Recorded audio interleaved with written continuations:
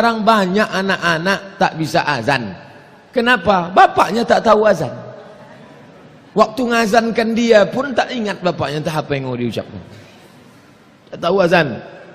Pergilah musafir sampai ke tengah jalan, masuk ke dalam masjid. Masjid itu, masjid di tempat kita ini kalau di tengah jalan itu masjid terserah namanya. Yang mau jadi imam terserahlah. Yang mau jadi muazin terserahlah. Siapa yang mau majulah, terserah. Tak ada yang bisa azan. Azan tak pakai lagu. Mana bisa? Alhamdulillah dibuat lomba azan. Itu baru nambah azan. Ini bukan nambah. Tak paham dia mana nyambah, mana teknis.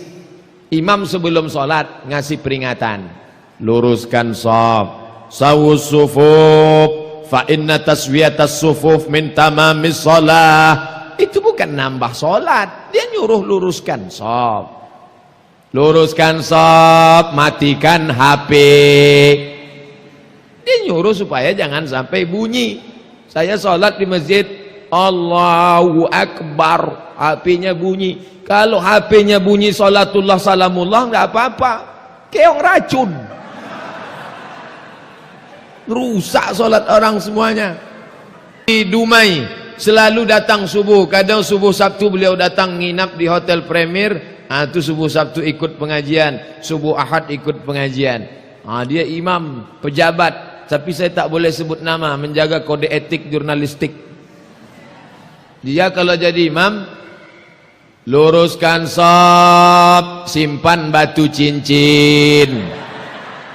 Loh, kenapa bapak buat begitu? Saya bilang itu nambah-nambah.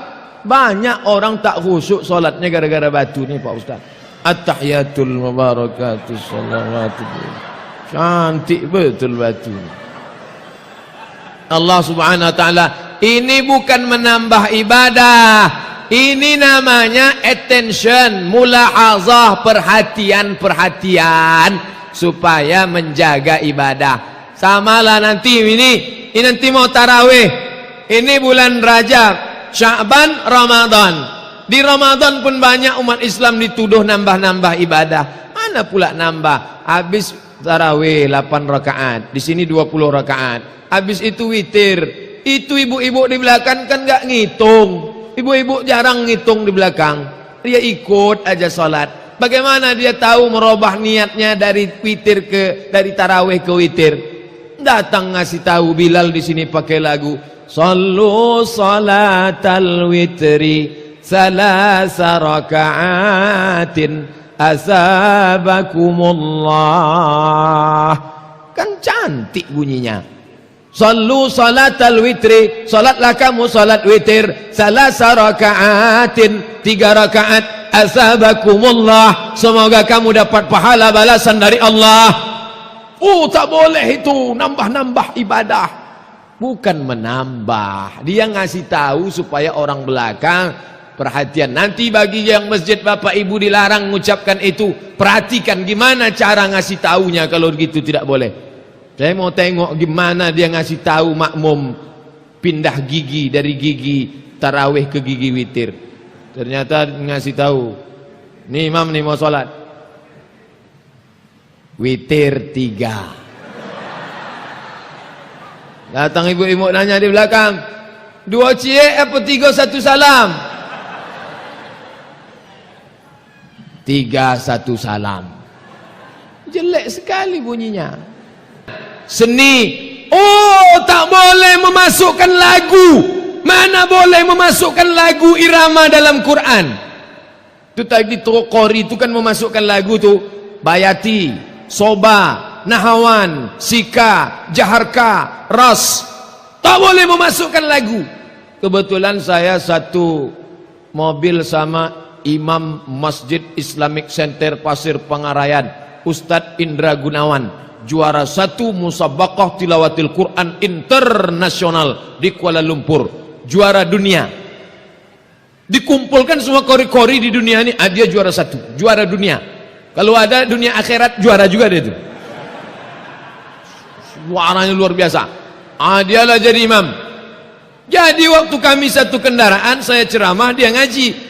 Kesempatan bertanya kepada orang alim. Ustaz, ada yang mau kutanya ke Ustadz nih. Apa namanya Ustadz?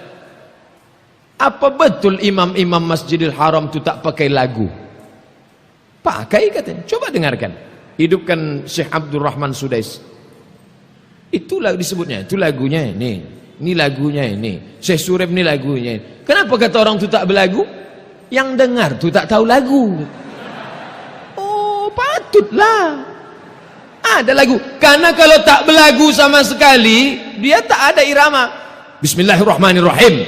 Alhamdulillahirabbil alamin. Arrahmanirrahim. Maliki yaumiddin. Itu yang tak pakai lagu. Kalau Bismillahirrahmanirrahim. Alhamdulillahirabbil alamin.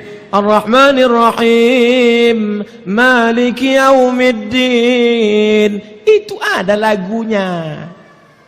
Yang tak boleh tu azan juga begitu. Lomba azan. Saya tak mengikuti kemarin. Dimasukkannya lagu.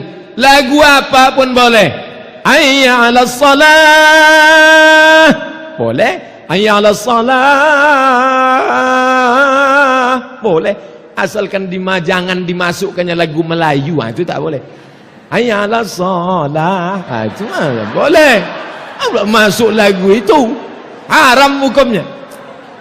Kan anak ni supaya tahu dia nanti dia akan jadi muazzin di kantornya.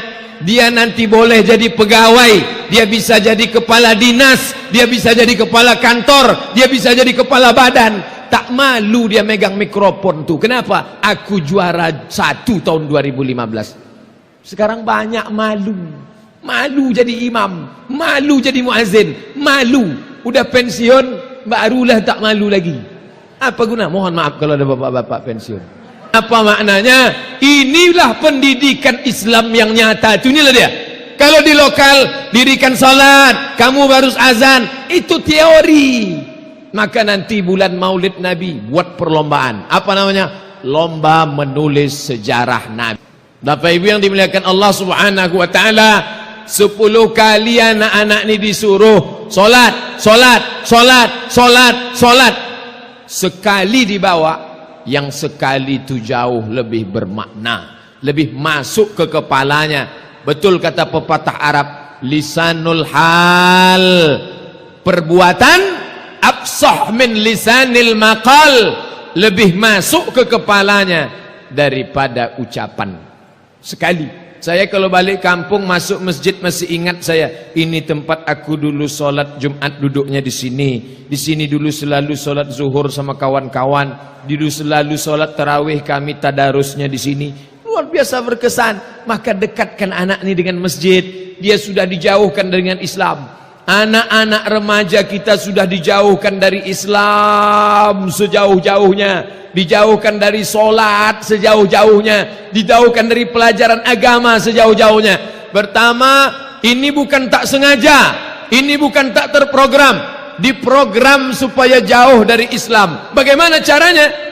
Pertama, dijauhkan dari huruf-huruf Al-Quran. Ini kita solat di masjid kerajaan nih, kerajaan Melayu Siak Sri Indrapura pakai huruf Melayu. Huruf Melayu, kita tak pakai huruf Latin, tak pakai Inggris. Korea juga pakai bahasa dia. Coba kalau kita ni ahli teknologi, kita sediakan beasiswa. Siapa saja orang Eropa yang mau belajar ke sini, belajar bahasa Melayu 1 tahun. Bayangkan kalau bule-bule itu hebat bahasa Melayu. Oh, bukan hanya bule dan Pak Le, semuanya belajar bahasa Melayu. Bapak Ibu yang dimuliakan Allah Subhanahu wa taala, ini sekarang anak muda kita ini kehilangan identitas. Anak muda orang Melayu kehilangan identitas. Sudah jelas orang Melayu dicat rambut pirang. Rambut pirang, hidung pesek. Kuku hitam, anak funky. Dicatlah rambut merah kuning kelabu. Di tengah ni pula macam durian. Kuku hitam. Entah hitam karena bedaki, entah hitam, wallahu a'lam, macam-macam. Ini ditindik sampai ke atas. Wah, ini pula macam sapi kurban. Pasang sini. Kehilangan jati diri. Padahal pepatah Melayu mengatakan, tak Melayu hilang di bumi. Di mana bumi dipijak, di situ langit dijunjung. Apa maknanya? mesti dibangkitkan. Kenapa Ustaz cerita Melayu malam ni?